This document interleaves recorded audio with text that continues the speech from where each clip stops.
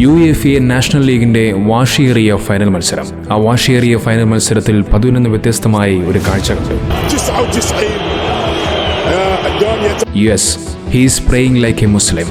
ഒരു മുസ്ലിം എങ്ങനെയാണ് ദുആ ചെയ്യാറുള്ളത് അതുപോലെ 2 കൈകളും മേലോട്ട് ഉയർത്തി പ്രാർത്ഥിക്കുന്ന ക്രിസ്ത്യാനോ റൊണാൾഡോ. കഴിഞ്ഞ കുറേ കാലങ്ങളായിട്ടുള്ള CR7ന്റെ പ്രവർത്തനങ്ങൾ അത് ഇസ്ലാമിനെ മനസ്സിലാക്കിയതുപോലെയാണ്. പലപ്പോഴും തന്റെ വീഡിയോകളിൽ ഇൻഷാ അല്ലാഹ് എന്ന് പറയുന്ന റൊണാൾഡോ മറ്റുള്ളവർക്ക് സഹായം ചെയ്തു കഴിഞ്ഞാൽ അതിനിരട്ടിയായി ദൈവം നൽകുമെന്നുള്ള ഇസ്ലാമിന്റെ അധ്യാപനങ്ങളെക്കുറിച്ച് പറഞ്ഞ റൊണാൾഡോ